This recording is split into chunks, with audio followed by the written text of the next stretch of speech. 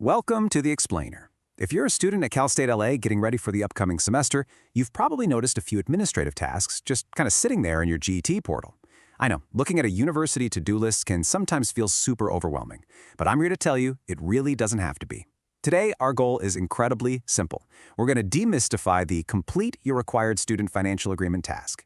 Okay, let's jump right into this and get you totally cleared and ready for class.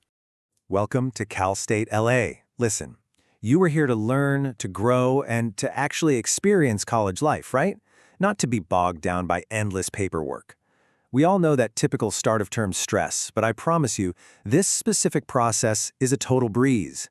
According to the official guide, this whole thing only takes about 5 to 10 minutes from start to finish.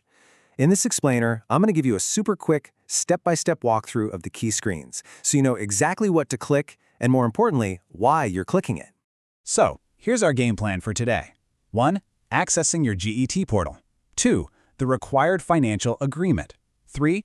Managing optional financial settings. 4. Updating your personal info. And 5. Finishing up and getting support. Section 1. Accessing your Get portal and navigating to that to-do list. To get the ball rolling, you just need to log into the university system.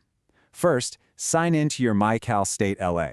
Once you're in, look for the Get tile and give that a click. From there, go ahead and open up your Student Center. Now, what's really interesting about this layout is that your target is actually hiding right in plain sight on the right side of the page. Just look over to the right for your to-do list. Right there, you're going to see a link that says Complete your required student financial agreement. Click that, and you are in. Okay, before we start going click crazy through these screens, we need to establish the golden rule of navigating this portal. When you open the activity guide, you'll see a list of sections over on the left side.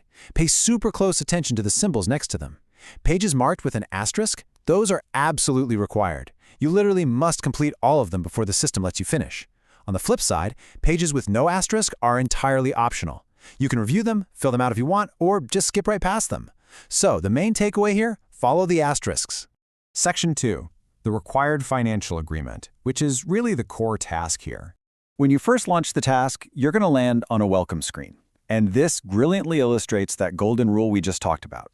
This intro page, it's actually an optional section. No asterisk. It basically just explains that these tasks help keep your student record accurate. So all you really need to do here is click that Next button in the upper right corner to keep moving. Now let's see how this builds into the most important screen of the whole process. This is the Student Financial Responsibility Agreement. And yes, it has an asterisk, so it's mandatory. You'll want to read this carefully because it officially outlines your financial obligations to the university, things like tuition and fees.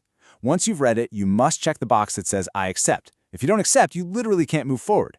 After you check the box, hit the Save button at the bottom and then hit Next in the upper right. Accept, Save, Next. That is your winning combo for this page. Moving on to Section 3. Managing your optional financial settings, like direct deposit and tax forms.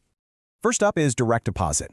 Now, quick heads up, accessing this page is going to require multi-factor authentication, MFA, just to keep things secure. Once you verify it's really you, you'll see a screen asking for your account type, routing number, and account number. If you choose to enroll, you just punch in your bank details, confirm everything looks good, check the acknowledgement box at the bottom, and hit Submit. Then hit Next. And don't worry, your banking info is kept totally secure and is strictly used for your financial aid or any other eligible student refunds. I really want to pause on this for a second. This is a direct quote from the university's guide. If you do not set up direct deposit, a paper check will be mailed to your address on file. While this step is entirely optional, I can't recommend it enough. Setting up direct deposit means any money the school owes you gets to your account so much faster and a lot safer. Honestly, waiting around for a paper check in the mail can add some serious time to getting your funds. The next optional stop is the 1098-T electronic consent. For those who might not know, the IRS Form 1098-T reports your tuition payments, and it's actually super important because it can help you claim education tax credits. By default, the university is just going to physically mail this to you. But if you read the agreement and check, yes, I have read the agreement, you're consenting to get this form electronically. That means getting it way faster online instead of waiting on the postal service. Make your choice, then hit Next. Section 4. Updating your personal information, which brings us to the final optional pages.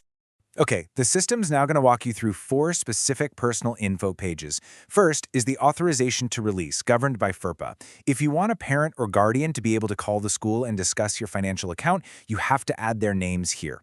Next is the address page. Use the little pencil icon to update your mailing address. And hey, remember, if you skipped direct deposit earlier, having an accurate address here is absolutely crucial so your paper checks actually reach you. After that, update your primary phone number, don't forget the area code. Finally, you've got emergency contacts, where you tell the university exactly who to call if there's an emergency. On any of these pages, if you make a change, hit Save, and then hit Next. Section 5. Finishing up and support. Let's get this task officially cleared. All right, you made it past the emergency contact, which means you've reached the end of the guide. But listen to me, you aren't quite done yet. This last part is required. To actually submit all the work you just did, you absolutely must select the Finish button. After you click Finish, you'll hit Exit to go back to your student center. Now, pro tip time. Once you exit, that to-do list item should magically be marked as complete. But if it still shows up as incomplete, don't panic. Just give the system servers a few minutes to catch up and hit refresh. But, technology is technology. What happens if things glitch? Maybe the task never even showed up for you. Or maybe you clicked Finish, waited 20 minutes, refreshed, and that hold is still stubbornly sitting there. Don't worry, Cal State LA has your back. You just need to reach out to One Stop Financial Services. You can call them at 323-343-3630. You can shoot them an email at studentfinancialservices@calstatela.edu. Or, hey, if you're already on campus and just want to talk to a real human face-to-face, go visit their office in the Student Services Building, room 2380.